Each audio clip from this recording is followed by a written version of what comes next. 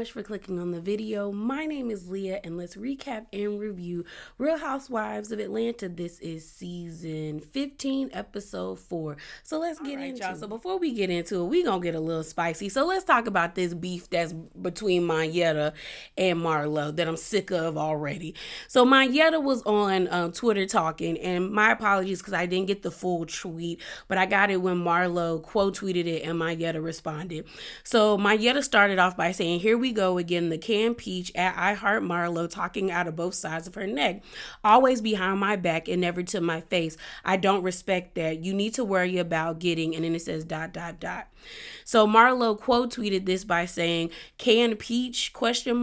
You have a family, juicy history with a celebrity ex and a husband, and you still didn't get a peach. Make it make sense, sis. Hashtag RHOA. Then Mayetta responded to that by saying, "Actually, Marlow, I agree with you. I'm way more qualified to be a housewife than you. It doesn't make sense at all. Thanks for that. Hashtag RHOA. Here's my thing. It works both ways. That's what I feel here. Mayetta, it is kind of like, girl, you had all of that going on and they still didn't want you last season. They didn't even think you would be like a new addition like Sonya was, and they couldn't give it to you with all of that going on. And then for Mayetta to say Mayetta is letting us know that, like, sis, I am qualified.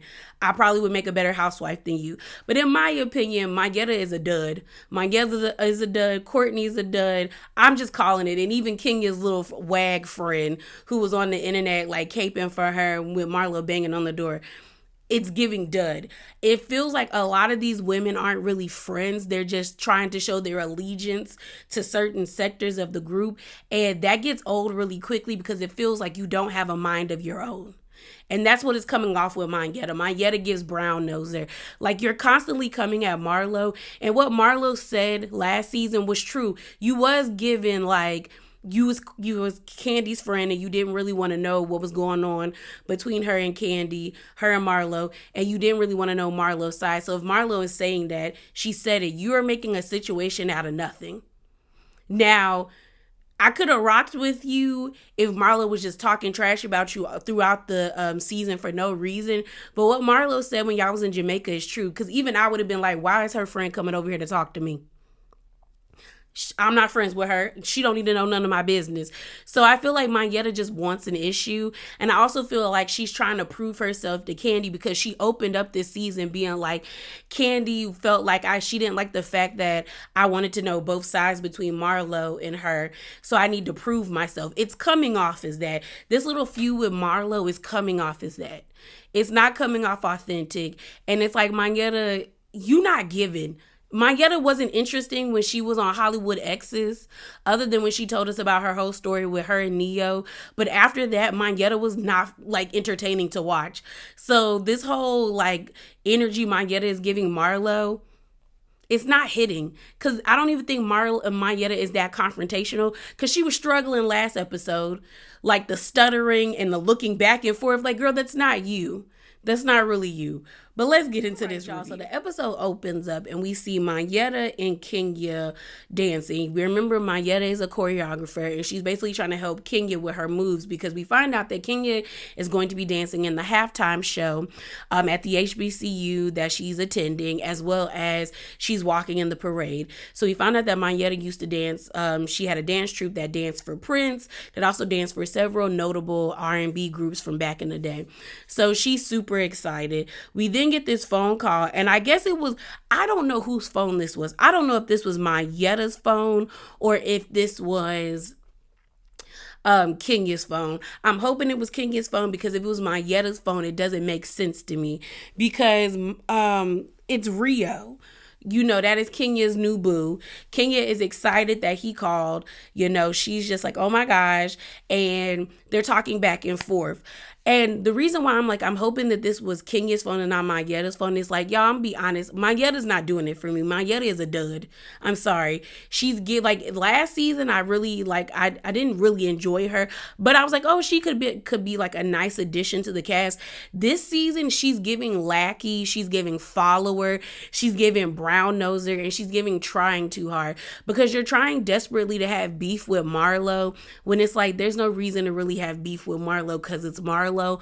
On top of that, every time she's around Kenya and Candy, she's like, it's like this fake cheerleader type vibe she's giving. Like, oh my God, I'm so happy for you. I'm so proud of you. Like, it's giving fake. It's not even giving genuine. Like, if she would have been like, girl, I'm so excited for you. Like, I can't wait. But it's giving like, oh my God, like it's giving fake. And I felt that way. Like I look, my intuition here lately about these people on these reality shows has actually been really good. Like I felt this way about Bree and Jordan on Martha's Vineyard, that something about them was off and I was right. Felt that way about Diana from Beverly Hills. The same with Noella from OC. I felt that way about, what's her name, the bird lady on Potomac, since her season of debuting, which was season 2, and I was right. So it's like, I'm normally pretty good when I can tell when I'm not. Like something about somebody just does not do it for me, and something about Monyetta is just not doing it for me. And the scene with the whole phone call was like throwing me off, because I was like, is that Monyetta's phone or is that Kenya's phone? Because if it's her phone, why is Rio calling? Because then that makes me feel like you let Rio know that you were going to film with Kenya and you told him to call so they could have like a little scene, so you could cement in everyone's head like, okay, I'm like Kenya's connection to Rio because she knows Rio through me. Like it threw me off. It just threw me off, and I was just like, this not making sense.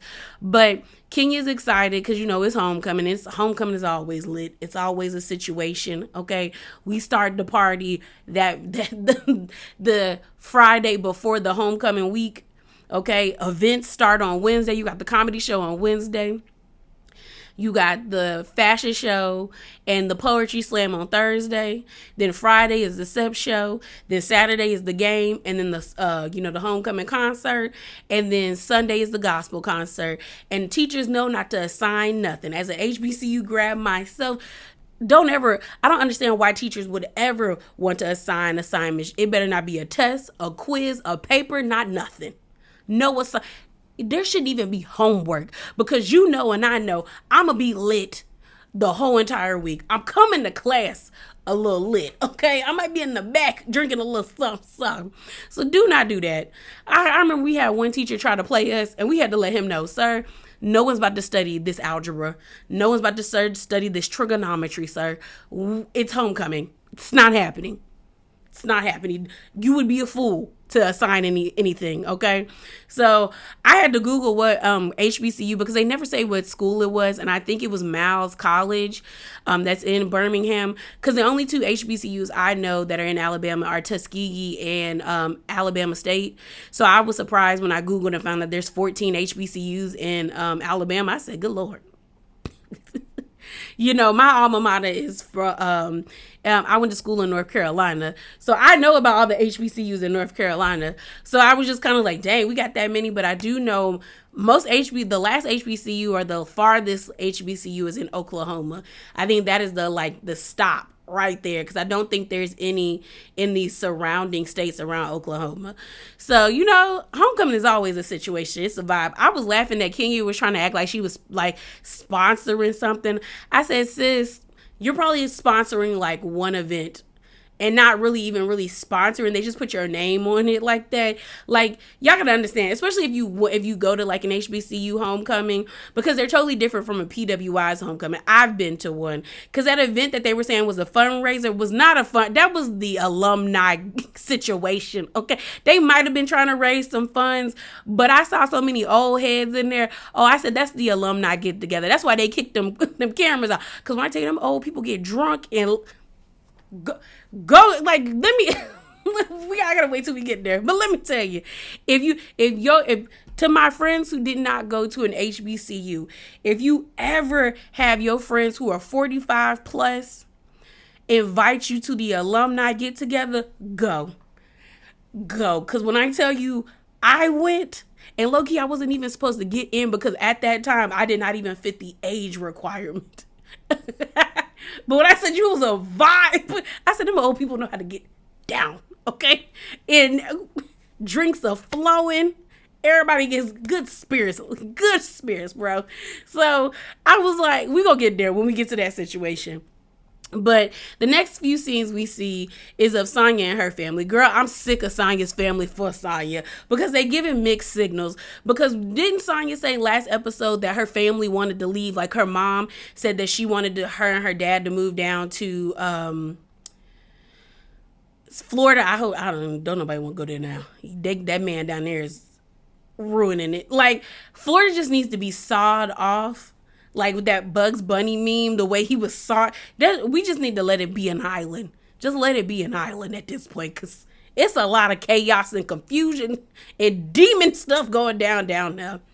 But her mom said she wanted to move. Then you had the sister having an attitude because her sister was giving off vibes that she wanted to move, or she was getting tired of Sonya too. So I'm confused because you see Sonya and her sister and her mom sitting down at the table, and they're like going through Sonya's to-do list the same way that Candy was going through hers.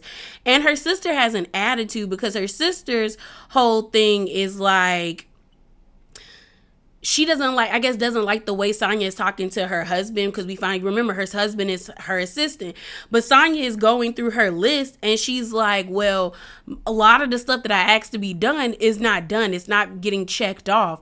So I'm gonna have to regulate. And her sister is looking at her, glaring at her as she's talking to her husband. And I'm like, ma'am, if he's not doing his job, then she's allowed to like state her grievances, and she was being respectful.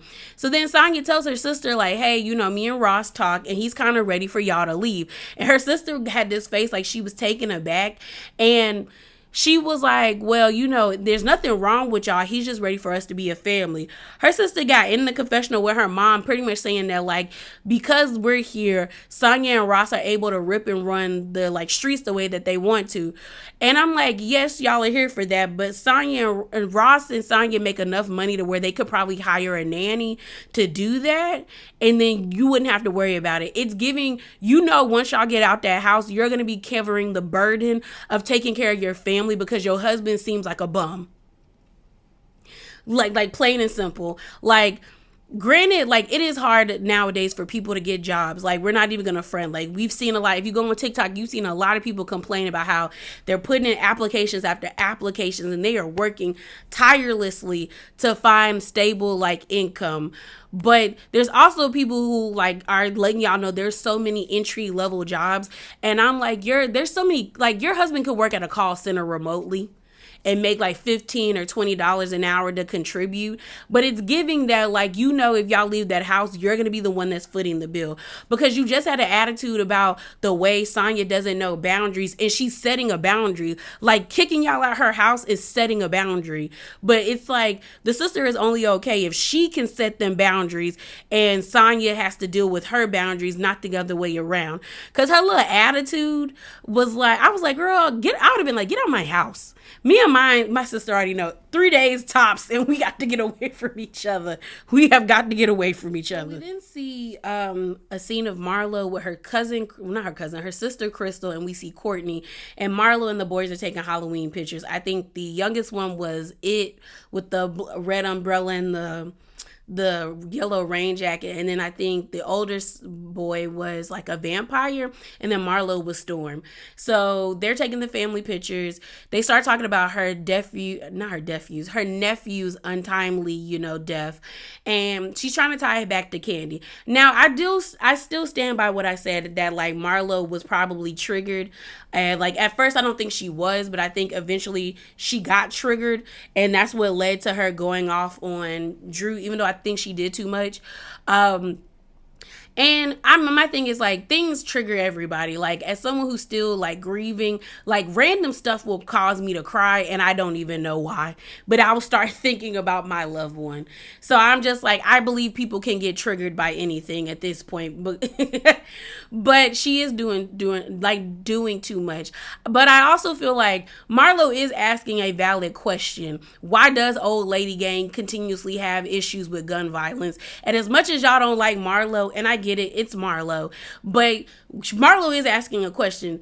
I have never been to any restaurant where there has been any, like, ouch, ain't no pew pew ouch. Like, I've never been to any restaurants like that. Like, I might have, like, well, you know what? Let me not lie, because I do go to the local, hood spot sometimes. But they ain't never been on the news, and I've been there, you know? So I get why people don't like it because it's Marlow bringing it up. But I also believe if the roles were reversed, because people don't like Marlow and Marlow had an establishment or an event that got, had bullet holes in it, y'all would be pressing Marlow the way Marlow is pressing Candy. I just don't think y'all like it because it's Candy at this point, and because Marlow is the one that's pressing. I also find it funny that everyone's like, they hate Marlow, and I don't genuinely think they're gonna get rid of Marlow. They're not. Marlow is chaos and confusion. And to be honest, Marlow has taken on the villain role. And the funny thing about it is we give villains so much like credit and so many perks to be the villain. Their name is always trending. They get asked back more to be a part of the show because we know they're going to kick them. Look at Brandy Glanville. She's always being asked to come back to things. And people are always begging for her to be a part of Beverly Hills because she kicks up the mess. So as much as y'all be complaining, it's going to happen. The same way y'all did Kenya. Kenya was a villain for like her whole entire career on this show, and people still have Kenya's name in their mouth and still want Kenya to be a part of things just because her name is Kenya Moore and because of the antics she pulled on Atlanta. So I'm just like, y'all be feeding the beast. That's just what it is. Y'all be feeding the beast. But yeah, Marlo not making sense. She's not making sense. She wants it to make sense, but she's not making sense. And the reason why it really doesn't make sense is you're talking all this trash about Candy, but you still begging for handouts. I mean, you gonna have to learn how to talk your stuff and stand in your, and be by yourself. You know what I mean? But we know Marlo is her worst enemy, her worst own enemy. So then we have this scene of Sonya and her parents where I guess they were getting her ready for a photo shoot, and her sister was supposed to be there, and her sister declines to come. She basically said she was sick, but Sonya don't believe it. And Sonya was like, she probably sick of me, but she just, she over it, She just don't. And my thing about it is Sonya starts to tear up because she's like, I wanted my family down here because I felt like we could work and grow all these things together. But clearly it's not working because we found out that the brother-in-law quit his assistant's job, which I don't blame him. But I also think Sonya, that was a misstep on her behalf, because there's no way I would let any of my family members be an assistant to me, because when I need to tell you what to do, I'm going to tell you what to do. And family or not, I'm going to probably be like, I'm going to be very direct and hard about it, because you are getting paid to make sure that I stay on time. You're getting paid to make sure that I complete these tasks on time and I show up for these events on time and I don't miss things. So to me, like, you have to be kind of like respectful but very like militant sometimes. And her brother don't seem like he's that like the type of person to do well with authority. So I don't know why I get it, she was trying to help her sister out, but her sister don't look like she want people's help, to be honest. So we see everyone show up at Sheree's house. They're all loading into the Sprinter because it's time to go down to Alabama. Everyone's excited. We find out that Drew's not coming because she got the flu. And we find out that, what's her name? Candy's not coming because she's at like some Ebony 100 event. So, Kenya kind of feels some type of way because her friends are like, Candy's not there because, they're like this now. So she's just kind of like, ugh, I got to deal with these ladies. So we see everyone pile up on the Sprinter. Marlow ends up being late and doesn't miss the Sprinter, but almost did. In the front of the bus, you have Kenya, Monyetta, Sheree, Sonya. In the back, you have Courtney and Marlow. So as they're riding down, they start getting on the topic of eating booty. I kind of thought it was funny that Marlow was, because I agree with Marlow. I mean, you can eat mine, but I ain't eating yours. We find out that Kenya ate booty. Sheree and Sonya was like, and Monyetta said, yeah, that's a no for me, bro. That's a no for me. So they started laughing about it and having a good time. They finally get to Birmingham and they decide to go to like a dance studio where they're learning how to do majorette dance steps. Marlow had on heels, and I said, I ain't never seen a majorette dancer in heels. Maybe to like walk up onto not even to walk onto the, on the what's it called on the track to get to the field. If they did have on them, they had on boots, and they immediately switched to like dancing shoes, like ballerina shoes, or like those hard dancing shoes. So I was just like, girl, Marlow doing, the stallion dance where she rolling and rolling and rolling and stuff. But they look like they had a good time. We then have them like what's it called, competing to see who was the best like bucker and stuff like that. Sheree wins. And they finally get to the hotel. Everyone's kind of feeling like Kenya played them, because Kenya made it seem that they were going to be staying in suites, but they're just staying in like basic accommodations. Honestly, I don't think Kenya is a good hostess of any of the trips that she has thrown. When they went to South Carolina, when like that was that was not. That wasn't it. And when they went to like Kenya, I don't think Kenya has ever hosted a good event, in my opinion. Honestly, the one Housewives show that I would go on trips would be in Beverly Hills, because they actually go to places I would like to go. And it seems like everyone tries their best to give everyone the best accommodations, because they don't want them people to talk bad about them. So Marlow tried to shade Kenya and be like, I know how to I know how to be a host. And I'm like, do you, Marlow? Do you? Because then she brings up Blue Ridge, and I'm like, Marlow, y'all were only there for a day, and you weren't that great of a host. So we see everyone getting ready for the fundraiser. Kenya says that she's one of the people that are sponsoring the event, so she's critiquing everybody's attire. We see little Brooklyn show up, but she's critiquing everyone's attire. And I was looking at Kenya's attire, and I'm like, sis, you're overdressed. You're completely. This is what y'all gotta understand. When they say fundraisers, especially when it's you can tell she ain't never been to an HBCU. When it comes to like fundraising events at HBCUs, when they say, like come dress, it normally means don't wear like sweats, workout gear, like no leggings, no like crop tops, or like no saggy pants, no like graphic tees. It's really like when like the way y'all saw people at the event is normally how people dress at fundraisers. If people wanted to be something like very, very formal, then they will put on it, this is a banquet event. If it says banquet on the flyer and it's from an HBCU, you come in your best dress. You come dressed to impress. Or if it says like a gala or a ball type fundraiser, but if it just says fundraiser and it's at the local bar, ain't nobody really dressing up. And you saw nobody was really dressing up. Everyone normally has on like very casual clothes, but it's like business casual kind of outfits. So Kenya, I was laughing because Kenya was critiquing everyone's outfits so hard. And I was like, but Kenya, what you have on is a bit much. That's why when Marlow called her the broke Carrie Bradshaw, it was like, I was like, yeah, because this is not what you're supposed to wear. And when they showed up to the event, they all realized that like they were overdressed, and I thought it was funny. But I didn't talk about the scene before they got to the hotel. We see the ladies, after going to the dance studio, sit down to eat dinner. All that food looked good. That lamb looked good that Marlow was eating. But they're sitting down to like eat and talk, and then they start talking about what happened between Marlow and Drew. And Kenya is trying to explain it, because we see in a flashback scene that Drew actually called Kenya to tell her about what happened and how Marlow got in her face. Marlow immediately gets an attitude and gets defensive with Kenya. I'm not gonna lie, y'all can hate Marlow, but Marlow had me chuckling, because what she said to Kenya is something I would say to someone. Because Kenya was like, Marlow, I haven't been rude to you, I'm not being rude. And Marlow was like, well, I haven't been rude either, but I can be. That's something I would say. I was like, I ain't been rude, but I can get rude. But they start, and Kenya's like, I'm not about to argue with a fool. I'm not about to. And I was with Kenya, like, I'm not about to argue with you, Marlow. Marlow pretty much was trying to evade accountability, because you did get in that girl's face. You was sitting down, and when you walked out, you yelled at her, and she should have popped you in the throat. Because I'd have right there, and like right in the throat. Because reflexes. That's why I told y'all Drew ain't got no good reflexes. Because the mom, what's wrong with you now? Calm down, lady. She was doing too much.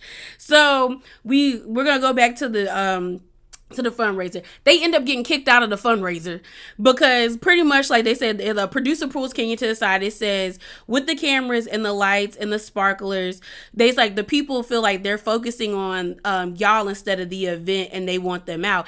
And you could tell, because everyone had out their phone, and they were taking pictures of the girls and videotaping them, and I guess the person who did the event was kind of taken aback by like everyone being focused on them. But I'm kind of like, you signed the release forms.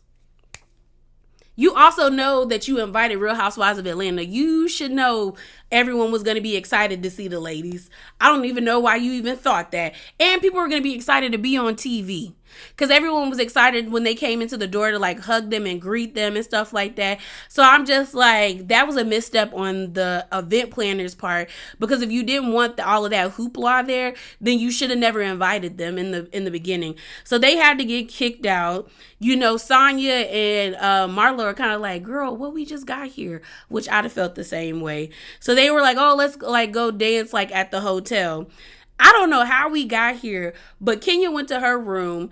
Marlow, like the girls are like, come on, Kenya. Like, I guess they didn't know that Brooklyn was there. So they were like trying to get Kenya out of the room to come like hang out with them. Cause they were like, Kenya does this all the time. Like she goes to her room. Sonya even felt like, you know, I feel like we're being left in the dark cause I don't know what's going on. It just feels awkward. So Marlow brings up, you know, Kenya will walk off. She did it when they were in South Carolina. She did it when they went to Blue Ridge, and now she doing it here. So they're all knocking on her door like, Kenya, come on. And then Marlow starts banging on the door like she's the police. And I guess I don't know if Brooklyn was in there and it scared her, it woke her up if she was asleep, because it did say that they came back at 9:30. And you got Kenya cussing them out saying, you effing psychos. And then she said, oh, her daughter's here. So they were like, everyone's like, oh, let's leave her alone. So I don't think they knew her daughter was there. I don't think none of them knew her daughter was there until this situation happened. And so then she started Marlo started knocking on the door again, and Kenya was like, I'm about to call the effing police. And then Marlo was like, girl, just put Brooklyn in a different room and come, like, you know, come hang out with us, like you doing too much. So my thing about it is like, Marlo, you could clearly tell that the lady was getting her dress and she wanted to spend time with her daughter. If she didn't want to hang out, she didn't have to hang out, and you were doing too much. That's the issue with Marlo. At some place, Marlo was funny, but then she takes it too far. There was no need for you to be banging on the door that way, because even I would have got an attitude and been like, what is your issue? And you know how Kenya feels about her child. So she was going to go into protective mode. So you did too much. You did too much. And you can't try to like lean back on your trauma and stuff when they confront you, because at that point you were in the wrong. So you need to take your lashings when you get it, because I think that's when Kenya gonna be like, I don't want you ever near my child. And she has a right to do that, because now she feels like you put her daughter in an unsafe position, or you probably scared or startled her. So you messed up. You messed up. And again, Marla, you probably should have got popped in the face for that too. You got to stop, lady. But yeah, y'all, that is it. That is all. Remember to be bravely authentic and hop down in them comments below. Deuces.